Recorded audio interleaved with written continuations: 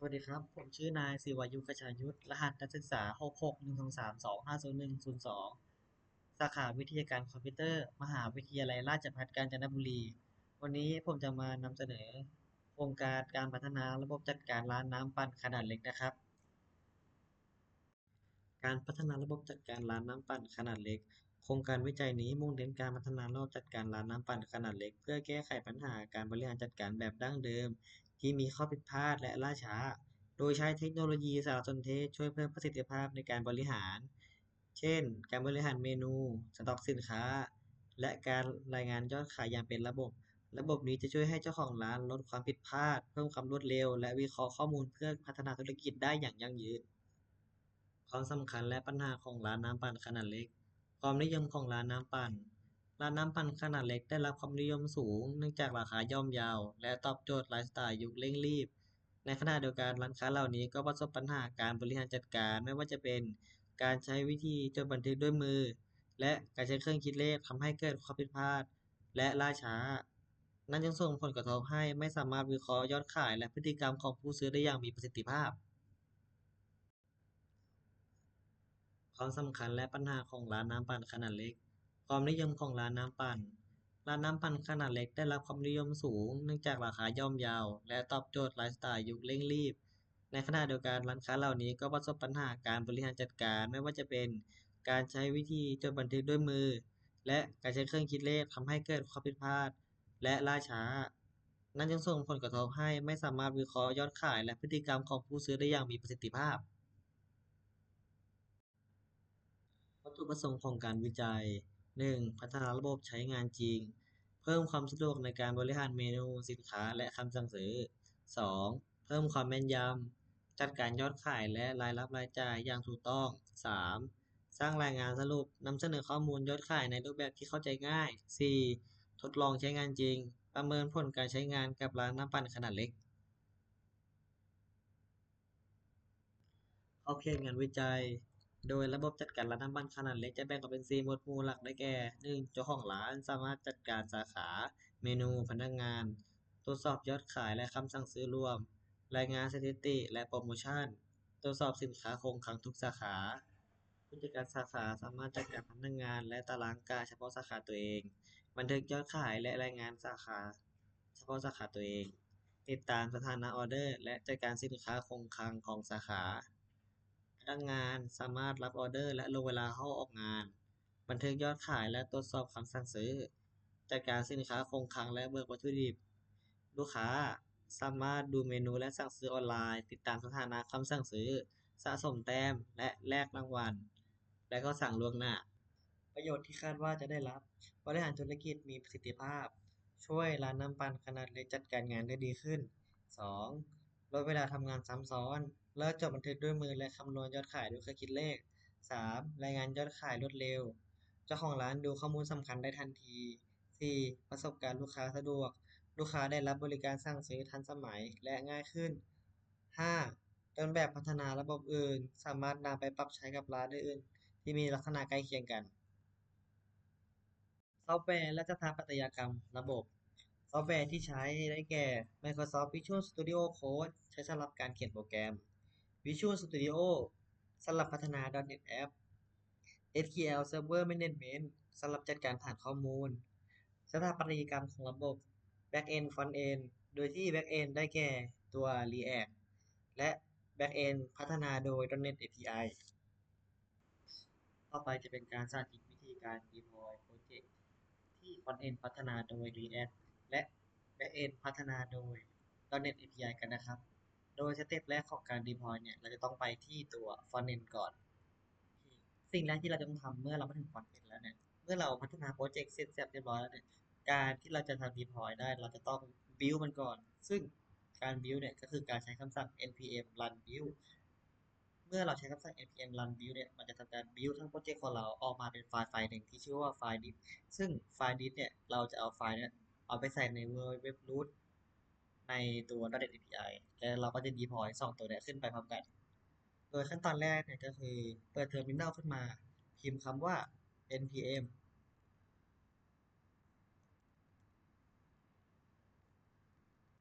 run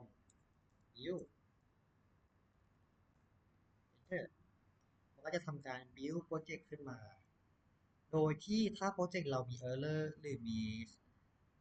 อะไรก็ตามแต่ที่มันตัวจับว่าอย่างเช่นตัวแปร error อย่างเงี้ยมันก็จะไม่ให้ผ่านมันก็จะขึ้น error เราจะต้องไปแก้จุดนี้ยกตัวอย่างเช่นประกาศตัวแปรมาแล้วเราไม่ได้ใช้อันเนี้ยมันจะไม่ให้ผ่านเราจะต้องไปจัดการตรงนี้ก่อนเมื่อจัดการเสร็จแล้วเนี่ยมันจะขึ้นแบบนี้ว่า build ผ่านเราจะได้ไฟล์นี้มาไฟล์พวกนี้ก็คือมันจะอยู่ในโฟลเดอร์ list ซึ่งหน้าที่หลักต่อไปเนี่ยก็คือการนำโฟลเดอร์พวกเนี้ยไปวางไว้บน www root ตรง .NET API กันนะครับโอเคสเต็ปต่อไปหลังจากที่เราได้รับไฟล์ build มาจาก front end เราก็จะ copy ไฟล์ทั้งหมดจาก front end ที่ได้จากการ build มาวางไว้ในตัว www root ก็คือcopy มาแล้วก็เปิด API เปิด www root แล้วก็ copy เอามาวางไว้ตรง www root เลย หลังจากที่เรา Copy เสร็จแล้วขั้นตอนต่อไปจะเป็นขั้นตอนในการ Deploy โปรเจกต์ขึ้นเซิร์ฟเวอร์แต่ขอย้ำนิดนึงว่าถ้าโปรเจกต์ของเรามีการเชื่อมต่อฐานข้อมูลก็ให้ไมเกรตฐานข้อมูลเดิมไปที่ตัวเซิร์ฟเวอร์ก่อนเพราะว่าไม่งั้นมันจะ Deploy ไม่ผ่านซึ่งเมื่อเราจัดการฐานข้อมูลของเราเสร็จเรียบร้อยขั้นตอนต่อไปก็จะเป็นการ Deploy เราก็จะมาคลิกขวาที่ตัว API ไปที่ตัว Public เลือก Web Server Web Deploy ก็จะขึ้นหน้าต่างกรอกข้อมูลซึ่งเซิร์ฟค่าแรกคือเซิร์ฟเวอร์ก็คือพาธตัวเซิร์ฟเวอร์ของเซิร์ฟเวอร์ของเราต่อไปไซต์เนมคือที่ไฟล์ตัว API ของเราเนี่ยจะไม่อยู่ในเซิร์ฟเวอร์ต่อไปจะเป็น URL คือ URL ที่เราจะสามารถเข้าถึงตัวเซิร์ฟเวอร์ได้4 username 5 password เราจะกรอกข้อมูลกันนะครับโอเคหลังจากที่เรากรอกข้อมูลไงว่า password เราถูกหรือเปล่าหรือ username เราถูกหรือเปล่าเราสามารถเช็คได้โดยการกด validate connection ถ้า validate connection กดแล้วมันขึ้นตัวเครื่องหมายสีเขียวแปลว่า username กับ password เราถูกเราก็กด finish เมื่อเรากด finish เราก็จะได้หน้าตาแบบนี้ซึ่งเราสามารถ public ได้โดยการกดตัว public เมื่อเรากด public แล้วเนี่ยมันจะทำการส่งไฟล์ของเราขึ้นไปที่ตัวเซิร์ฟเวอร์และเมื่อมัน public สำเร็จมันจะส่ง URL กลับมาโอเคหลังจากที่เรา deploy อะไรเสร็จเรียบร้อยถ้าเกิดมันไม่มีอะไร error หรือไม่มีข้อผิดพลาดอะไรมันจะเด้งมาที่หน้าเว็บของเราโดยที่พาดตรงนี้จะเป็นพาดตัวที่เรากรอกก็คือ URL ที่เขาติ๊กเมื่อกี้ซึ่งหลังจากที่เรา Public Deploy เสร็จเรียบร้อยเนี่ยสิ่งที่เราจะต้องมาแก้อีกนิดนึงก็คือตัวเชื่อมต่อฐานข้อมูลของ front end โดยที่เมื่อเรา Public ไปเนี่ยตัวเชื่อมต่อฐานข้อมูลอาจจะยังเป็น local host อยู่เราจะต้องไปแก้ตรงส่วนนั้นนั่นก็คือเราจะต้องไปที่ front end และไปที่ไฟล์ที่เก็บการเชื่อมต่อของเนี่ยในที่นี้ของผมเก็บเป็นตัวไฟล์ environment ไฟล์ผมใช้เป็นตัว with base URL แล้วก็เป็นลิงก์นี้ก็คือลิงก์เชื่อมต่อฐานข้อมูลของเซิร์ฟเวอร์ของผมแต่ของคุณอาจจะเป็นตัว local host พอร์ตอะไรก็ว่าไปถ้าเกิดว่าของคุณเป็น local host ก็แก้ไขตรงส่วนนี้แล้วก็เปลี่ยนเป็นพาธเซิร์ฟเวอร์ของคุณแล้วก็ build ใหม่แล้วก็ copy ไฟล์ build ไปไว้ในตัว เว็บรูทแล้วก็ Public ขึ้นไปใหม่แต่ถ้าเกิดว่าคุณไม่อยาก Copy ใหม่ผมมีวิธีก็คือมาที่ตัว with ตัว config มาเพิ่มคุณต้องเพิ่มตรงฟังก์ชันนี้ build แล้วก็ตัว dir ซึ่งมันคืออะไรมันก็คือว่าเมื่อเรา build เสร็จแล้วไฟล์ที่เรา build ตรงเนี้ยมันจะไปโผล่ที่ตัวโฟลเดอร์ไหนนั่นก็คือข้างบนก็คือให้มันออกไปที่ตัว API เข้าไปใน web root ถ้ากับว่าเมื่อทุกครั้งที่ผมกด npm run build มันก็จะ build ไฟล์แล้วมันก็เอาไฟล์ไปเก็บในตัว web root โดยอัตโนมัติต่อไปซึ่งต่อไปก็คือตัว base path ซึ่งตัว base path URL เนี่ยก็คือไฟล์ที่เราจะเอาไปต่อในตัว front end เพื่อให้มันเรียกใช้ตัว path ของเซิร์ฟเวอร์ได้อย่างถูกต้องต่อไปจะเป็นการสาธิตวิธีการใช้ระบบร้านขายน้ำปั่นขนาดเล็กนะครับโดยที่หน้าแรกของเว็บไซต์ก็จะเป็นในส่วนของ login ซึ่งสเต็ปแรกผมจะเข้าสู่ระบบในฐานะเจ้าของร้านนะครับคือแอดมินนั่นเอง gmail.com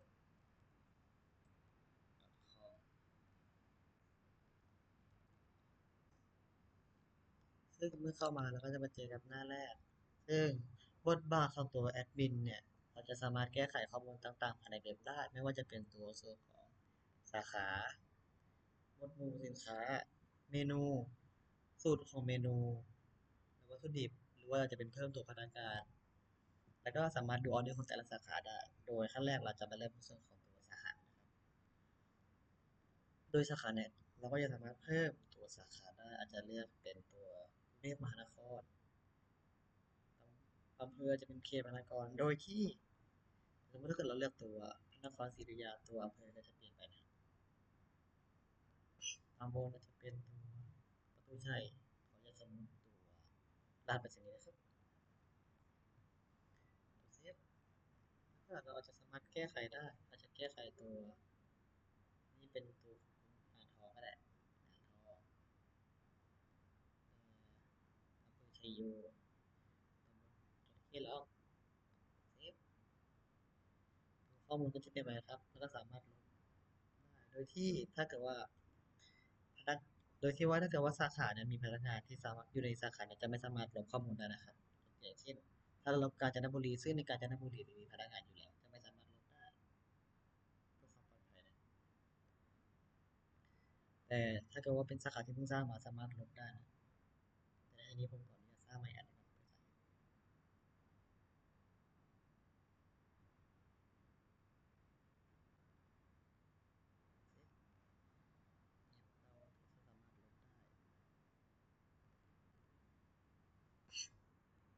ได้แล้วเราก็สามารถค้นหาได้ค้นหาตามจังหวัดค้นหาตามอำเภอค้นหาตามตำบลได้นะครับ ต่อไปจะเป็นส่วนของตัวแคตตาล็อกเนี่ยก็เช่นกันกับตัวบาร์เลยทำได้แทบจะเหมือนกันทุกอย่างก็คือเพิ่มลบแก้ไขหรือว่า delete ได้เราขออนุญาตแสดงแบบคร่าวๆนะครับ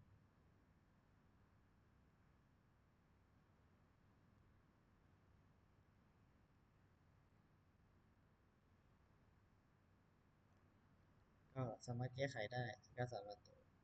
delete ได้นะครับ delete ต่อไปจะมาดูส่วนของตัวเมนูดีกว่า ingredient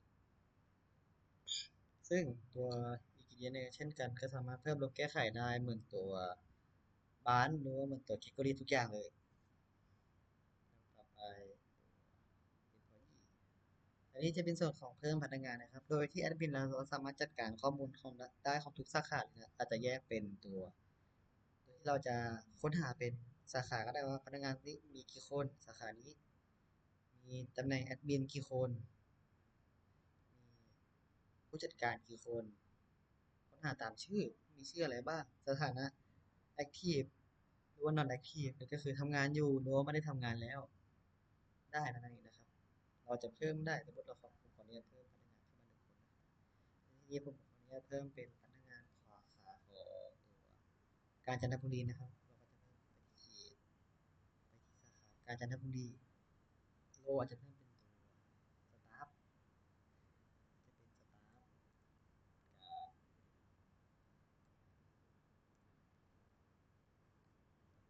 การ@gmail.com โฟนนัมเบอร์ก็สมมติได้เลยพาสเวิร์ดก็อาจจะชื่อเดียวกับฟูลเนมก็ได้เป็นสตาฟการโอ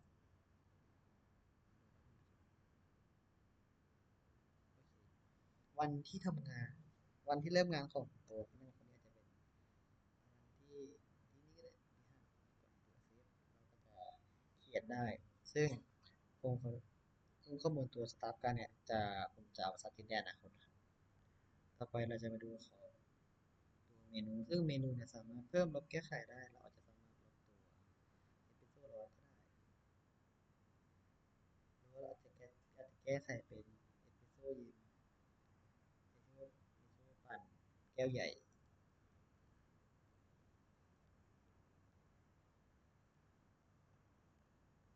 เราก็จะสามารถแก้ไขข้อมูลพวกนี้ได้แล้วก็เราก็สามารถดูสูตรของเมนูได้ว่าตัวชาร้อนใช้ตัวผงชากี่กรัมหรือว่าตัวชาไทยปั่นใช้ผงชากี่กรัมสูตรกี่กรัมนะครับ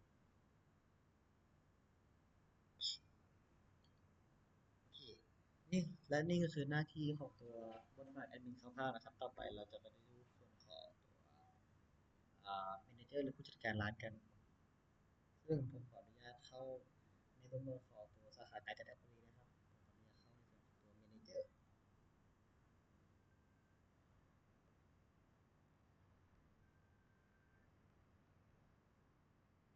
ต่อไปเราจะเข้าในส่วนของตัวเมเนเจอร์ของสาขาการจัดการบุรีนะครับแล้วก็จะเข้าเป็นเมเนเจอร์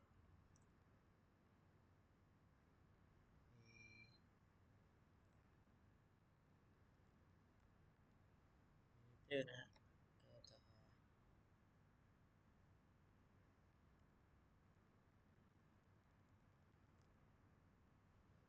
โอเคเราจะเข้าสู่เมเนเจอร์จะให้สังเกตว่าพอเป็นเมเนเจอร์เนี่ยหรือว่าพอเป็นสตาฟเนี่ยเมนูจะค่อนข้างเหมือนกันเลยนะครับผมขออนุญาตอธิบายควบรวมไปเลยโดยที่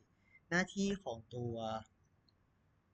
เมเนเจอร์และตัวสตาฟเนี่ยก็คือพนักงานของแต่ละสาขาใช่ไหมครับเราก็จะมีตัวสามารถซื้อขายได้ก็คือโพสต์หน้าร้านหรือว่าสามารถจัดการ warehouse หรือสต็อกของแต่ละสาขาของสาขาตัวเองได้โดยเราจะเริ่มจากตัวของ warehouse ก่อนนะครับโดยที่พอเป็น warehouse เนี่ยโดยที่ เราจะมีสองหน้าก็คือหน้าของ warehouse และก็หน้าของตัวเคาน์เตอร์ซึ่งหน้าตัว warehouse เนี่ยก็คือสินค้าอ่สินค้าคงคลังภายในร้าน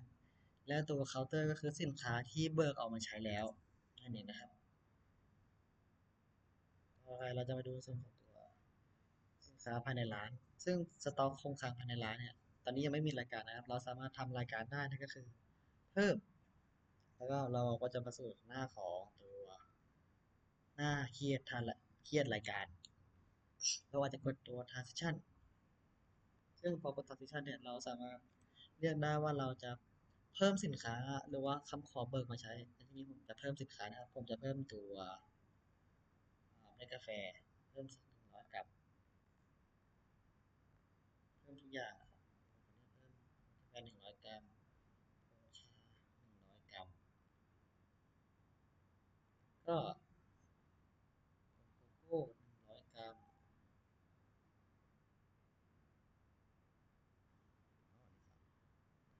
แล้วก็แล้วผมก็จะกด submit ก็จะทานเลยทานเซสชั่นทำรายการเสร็จสิ้นแล้วเราก็จะดูที่หน้าทำรายการนะ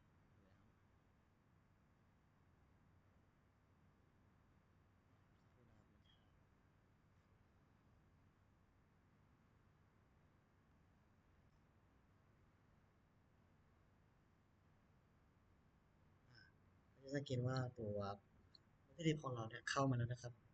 จะมีผงชานะครับเป็น170เม็ดกาแฟบวก100ที่เพิ่งเมื่อกี้หรือว่าจะเป็นผงโกโก้ที่เพิ่งบวกเมื่อกี้มาแต่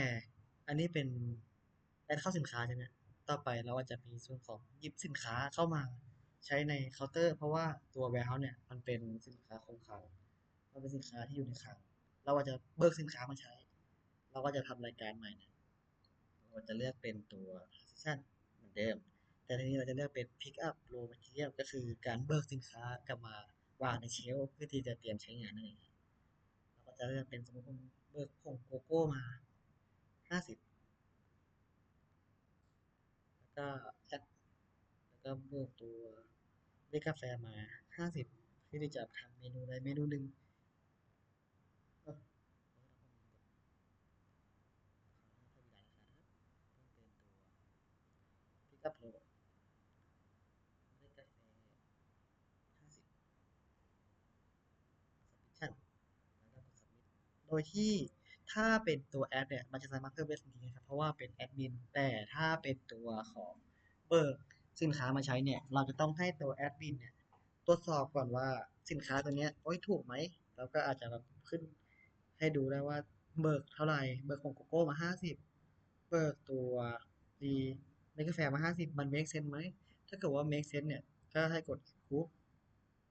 ถ้ากด approve เนี่ยตัวของเคาน์เตอร์ก็จะขึ้นว่าผงโกโก้50แต่ถ้าเกิดว่าไม่ approve ล่ะเราอาจจะกดตัว transition เราอาจจะ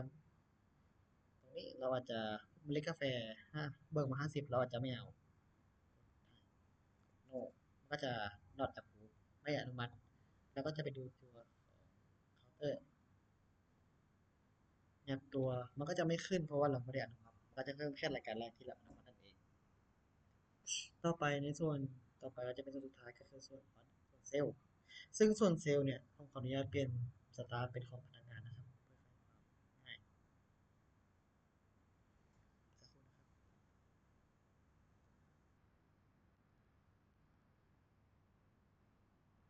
นะครับตอนนี้เราก็เข้ามาในส่วนของตัวสตาฟการ์ดเป็นพนักงานของสาขาแล้วครับเมื่อเราเข้ามาเนี่ยจะสังเกตว่ามีตัวเซลล์หรือว่าตัว warehouse เนี่ยเหมือนตัว manager เลยแต่เราผมขออนุญาตใช้ตัวสตาฟการ์ดหรือว่าพนักงานในการทำรายการขายเราจะเพิ่มเป็นตัวชาร้อนแล้วก็ตัวชาไทยอย่างละหนึ่งนะฮะต่อไปอาจจะชำระเป็นแคสออนไลน์ไม่ได้เลือกวิธีชำระเงินนะอาจจะเลือกเป็นตัวแคสแล้วก็สรุปรายการมา230แล้วก็ total ต่อไปจะเป็นส่วนของรับเงินจากลูกค้าจะเป็นเงินทอนลูกค้าเราอาจจะรับมา1,000 บาทลูกค้าจ่ายเงินมาแล้วก็จะเงินทอน769 บาทแล้วก็กดยืนยันคำสั่งซื้อเมื่อกดยืนยันคำสั่งซื้อในออเดอร์เราจะถูกเครียดแล้วนะครับมันก็จะมาที่หน้านี้ซึ่งรายการต่อไปเนี่ยตัวพนักงานหรือว่าตัว manager ได้สามารถตรวจได้ว่าพนักงานคนนี้ซื้ออะไรไปเท่าไหร่ซื้อชาร้อนไป1 แก้วหรือว่าซื้อชาปั่นไป1 แก้วหรือว่าอาจจะเป็นรายการอื่น อย่างเช่นซื้อชาไทยปั่น2 แก้วหรือว่าซื้อชาร้อน2 แก้วเราสามารถดูย้อนหลังได้หรือว่าเราอาจจะปริ้นใบเสร็จออกมาเราก็จะปริ้นใบเสร็จดูว่าพนักงานคนนี้ปริ้นเป็นสั่งอะไรมาทีนี้พนักงานคนนี้วันที่ออเดอร์ที่1วันที่4 เดือ